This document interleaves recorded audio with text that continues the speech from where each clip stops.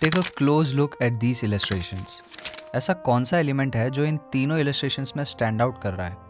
In the last video I had shared all the basic techniques and tips जिससे तुम अपने illustrations को improve कर सकते हो, that too in a productive manner.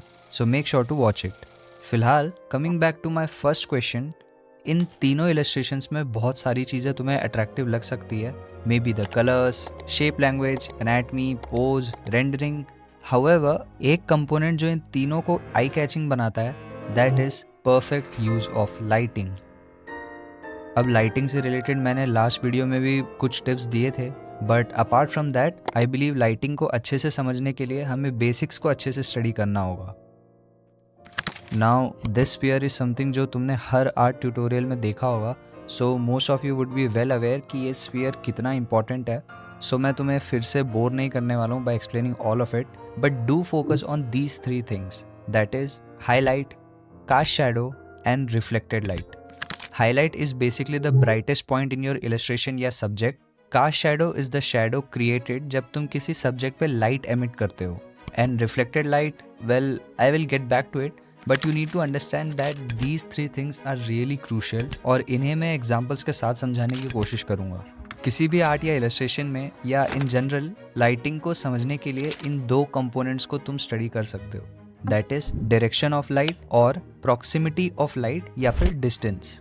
Direction of light simply means कि light source किस direction से एमिट हो रही है। Let's look at some lighting setups. Lighting can be from the top source, जहाँ पे लाइट डायरेक्टली सब्जेक्ट के ऊपर से फॉल हो रही है, usually on the head, which can give a dramatic feeling to your illustrations. क्योंकि top lighting usually bone structure और फेशियल स्ट्रक्चर को थोड़ा और डिफाइन कर देता है, which can look a bit menacing. Now depending upon the proximity of the light या फिर distance, cast shadow can be hard या फिर soft. Moreover, the highlights that you see in the eyes of the character, वो भी इसी aspect से influence होता है कि लाइट सोर्स किस डायरेक्शन में है। लाइट सोर्स की डायरेक्शन तुम इजीली डिडक्ट कर सकते हो by looking at the highlights. Similarly, if the light source is to one side, then again, cast shadow की intensity will depend on the distance of the light from the subject. अगर light source और subject के बीच में distance है, then the shadows might be a bit softer, whereas light source subject के पास है और intense है, then the shadows would be hard-edged, like in these illustrations. Another lighting setup can be lighting from below.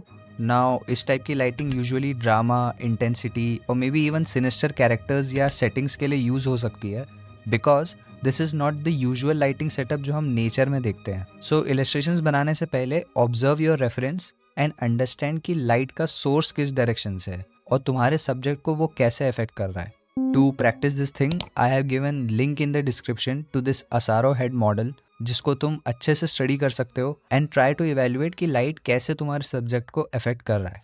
Now that you have understood the concept of light source and the direction, let's come back to this sphere. One of the other elements जो तुम्हारे illustrations में form establish करने में help करती है, that is reflected light. Since the characters that you draw are in a 3D space, आसपास के environment का भी तुम्हारे कैरेक्टर पे इफेक्ट होगा। For example, let's say the character is in a blue coloured room with a warm light source, then इस case में subject के ऊपर रिफ्लेक्टेड लाइट का कलर भी अराउंड ब्लूइश टोन्स ही होगा। You can also shift the hue, but of course reflected light को एकदम ही अलग कलर का कर दोगे तो तुम्हारा कैरेक्टर आउट ऑफ प्लेस लगेगा। हेंस अगर तुम्हें इंस्टेंटली अपने कैरेक्टर्स को 3 डायमेंशनल इफेक्ट देना है, देन मेक श्योर कि reflected light, which is also called as ambient light, का यूज करो so that your art looks more believable. You can see in this illustration, artist ने reflected light का use करके subject को form देने की कोशिश करी है। Similarly in this painting too, reflected light से वी कैन क्लियरली सी कि सब्जेक्ट किस एनवायरनमेंट में है। बट व्हाट इफ तुम्हारे कैरेक्टर्स किसी एनवायरनमेंट में ही नहीं है, just plain white background? Well, even in that case, white light will reflect onto the character. Like you can see, इस illustration में भी कैरेक्टर के पीछे एक flat white background है, but still artist ने white colored reflected light को paint किया है on clothes and even the skin, जिससे कैरेक्टर grounded feel होता है। If we remove the reflected light, then you can clearly see the difference. So it does not matter कि तुम्हारा character किसी environment में है या even a plain white background, adding reflected light will make your characters look more believable.